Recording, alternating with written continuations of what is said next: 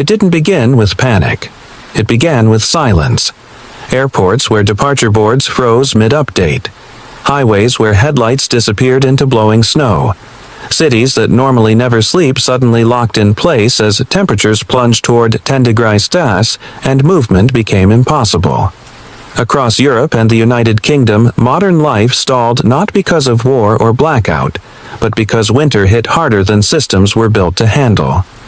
This was the moment everything failed at once.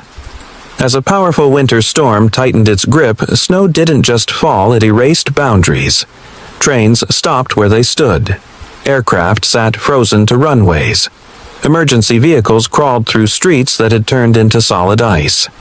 In a matter of hours, one of the most interconnected regions on Earth became fragmented into isolated pockets of survival. And while millions sheltered indoors, the storm quietly began to claim lives. At least 6 people died not in dramatic headlines but in everyday moments on icy roads beneath snow-laden trees in the cold spaces where help could not arrive in time. The danger wasn't always visible. Black ice looked like pavement. A heavy branch looked harmless until it snapped. Cold didn't announce itself. It crept in minute by minute, testing bodies, homes, and infrastructure. This wasn't just a weather event. It was a stress test, one that exposed how fragile modern systems can be when extreme cold hits at the wrong time in the wrong place with nowhere to escape. Schools closed for days. Communities were cut off. Airports became shelters. Emergency crews worked non-stop yet still fell behind as the storm refused to let go. Meteorologists warned this was not a single odor, it was a pattern. A deep freeze colliding with powerful winds creating blizzard conditions that could last for days. And as Europe and the UK braced for what came next, one question rose above all others. When winter breaks a continent, how prepared are we to survive what follows?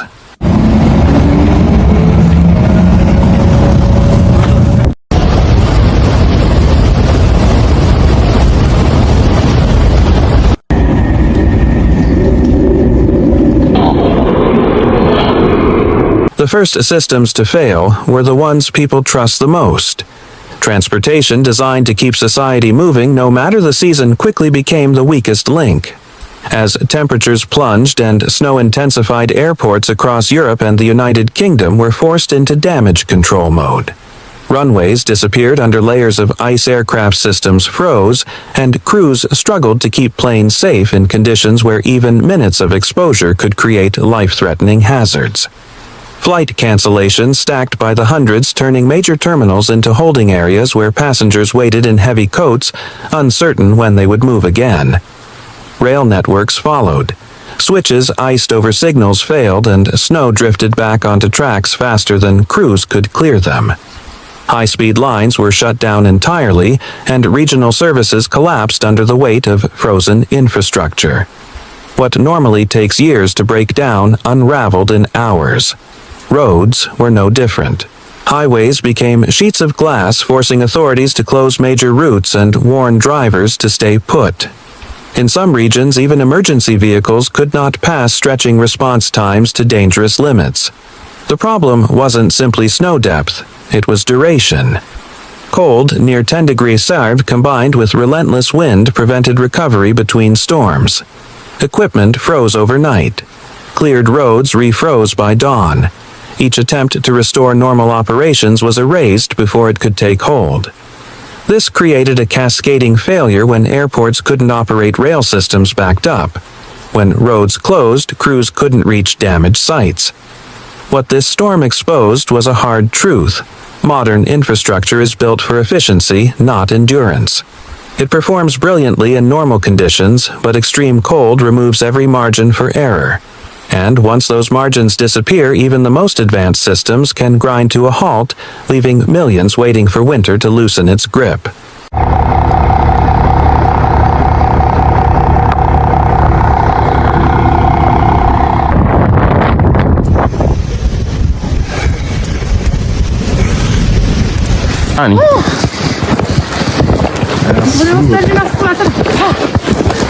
As movement stopped, danger shifted from the roads to places people believed were safe.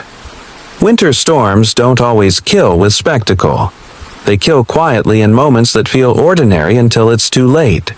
Black ice blended perfectly into pavement, catching drivers off guard on short trips that should have taken minutes.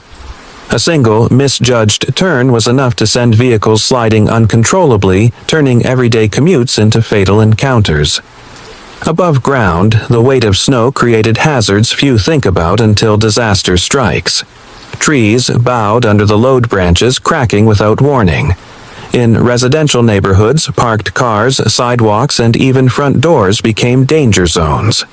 One falling limb could be lethal, a reminder that in extreme cold gravity and ice become unpredictable enemies. People staying indoors were not always safe either. Prolonged, freezing-strained heating systems and any failure, no matter how brief, became a serious medical risk, especially for older adults and those with chronic illnesses. Isolation made everything worse. In rural areas and snowbound towns, ambulances struggled to reach patients. What would normally be a routine medical call turned into a race against time, with minutes stretching into hours. Health agencies warned that cold-related deaths often go uncounted in real time, occurring silently as bodies lose heat and stress overwhelms already fragile systems. The storm also tested human judgment. Many people underestimated the cold, stepping outside without proper protection or attempting short drives that ended in stranded vehicles. Emergency responders urged residents to stay put, conserve energy, and check on neighbors, but compliance depended on awareness and resources not everyone had. This phase of the crisis revealed a harsh reality. Extreme winter weather doesn't just attack infrastructure. It targets the small personal decisions people make every day, and in a deep freeze, even minor mistakes can carry irreversible consequences.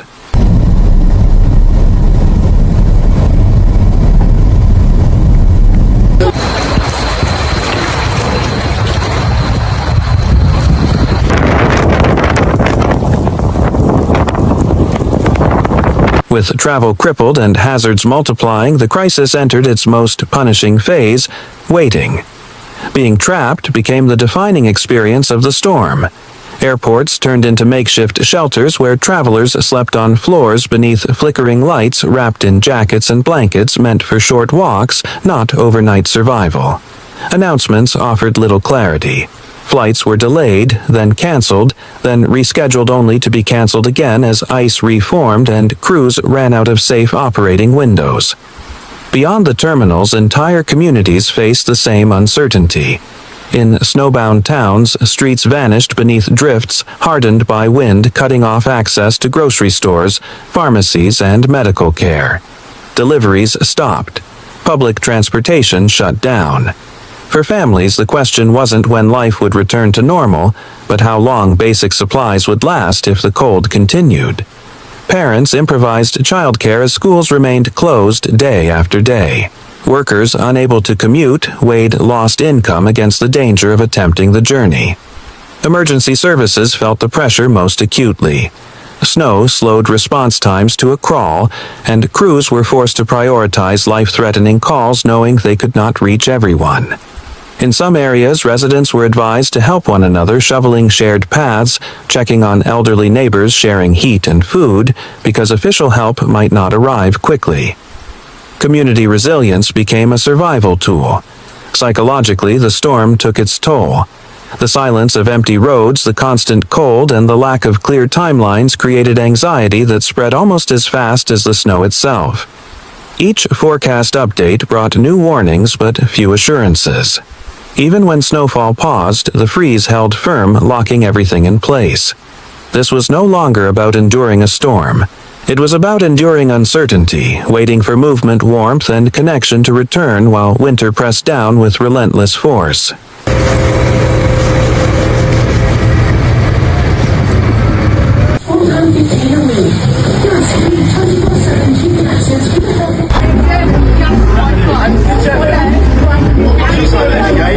As days passed, emergency response shifted from rapid reaction to sustained survival. Authorities across the United Kingdom and Europe activated coordinated crisis plans, but extreme cold proved to be a relentless adversary. Snowplows and de-icing crews worked around the clock, yet progress was often erased overnight as temperatures stayed well below freezing. Roads, cleared one evening, were locked in ice by morning. Rail lines reopened briefly, only to shut down again when switches froze solid. Recovery became a cycle of advance and retreat. For first responders, exhaustion set in. Long shifts in sub-freezing wind chills drained physical strength and slowed operations. Equipment failed more often. Vehicles struggled to start. Even simple tasks took twice as long in conditions hovering near 10-degree Fahrenheit. Emergency managers warned that winter storms are uniquely dangerous because they attack both people and the tools meant to protect them. Unlike floods or hurricanes, cold never gives responders a true break.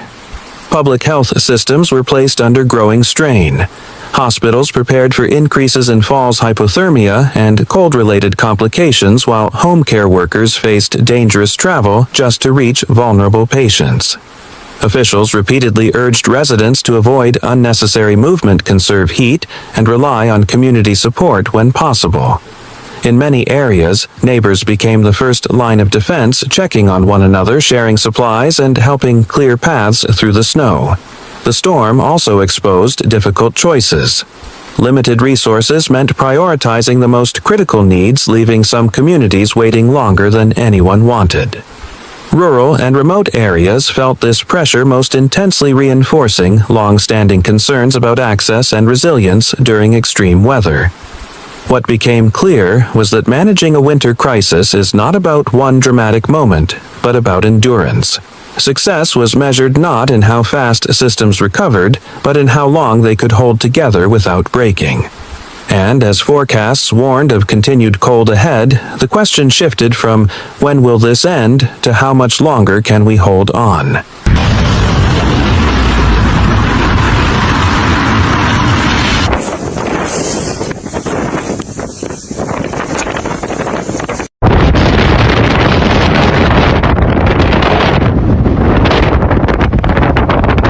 As the storm dragged on, attention turned to what this crisis revealed about the future rather than the present. Meteorologists stressed that this was not just an unlucky alignment of snow and cold, but a pattern of winter extremes becoming harder to predict and more difficult to manage. Short bursts of snowfall used to define winter disruption. This time it was the persistence, the cold that never lifted the ice, that never melted the systems, that never fully reset, that caused the deepest damage. Infrastructure across Europe and the United Kingdom was never designed for prolonged Arctic conditions at this scale. Power grids, transportation networks, and emergency logistics are optimized for efficiency, not endurance. When extreme cold lingers, every weak point is exposed at once. Equipment breaks faster. Fuel consumption spikes. Recovery timelines stretch from hours into days, then weeks.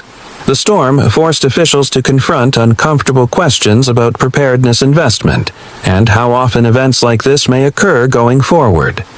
For residents, the experience left a lasting mark. Many spoke of a sense of vulnerability rarely felt in modern cities, the realization that technology and convenience can vanish overnight. Simple necessities like warmth, mobility, and communication became priorities again. In that shift, communities rediscovered dependence on one another, relying on shared effort when systems failed to deliver immediate relief. The broader lesson was impossible to ignore. Extreme winter weather is no longer a rare anomaly confined to history books. It is a recurring stress test arriving with little warning and demanding rapid adaptation. Each event leaves behind data damage and hard-earned experience, but also the opportunity to prepare differently next time. As the continent remained frozen, one truth stood out: survival. In the age of extreme weather depends not only on forecasts and infrastructure, but on resilience, how societies plan, respond, and support one another when winter refuses to let go.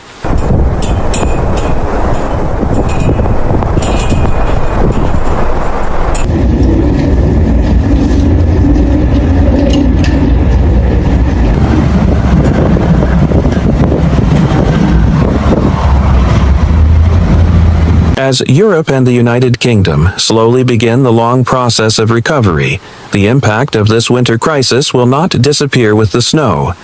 Lives were lost, communities were isolated, and entire systems were pushed beyond their limits, not in a distant past, but right now in a world we often assume is fully prepared for anything. This blizzard was more than a weather event. It was a warning about how fragile modern life can become when extreme cold takes hold and refuses to release it. For many people, the storm forced a difficult realization: preparedness is not just about governments and emergency agencies, it's personal. It's about knowing how long you could stay warm without power, how you would help a neighbor who couldn't leave their home, and how quickly normal routines can vanish. These are uncomfortable questions, but they matter more than ever as winter extremes grow more intense and unpredictable. If this story helped you understand the real scale of what happened, please take a second to hit the like button. It helps this video reach more people who care about extreme weather safety and preparedness. Share this video with friends or family, especially anyone who lives in regions vulnerable to severe winter storms. Awareness can save time, and time can save lives. Now, we want to hear from you.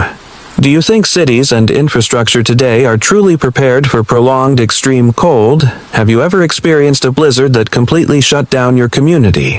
What lessons do you think should be learned from this winter crisis? Drop your thoughts in the comments below. Your perspective adds to the conversation, and your experience could help others prepare for the next storm. Stay safe, stay warm, and stay informed.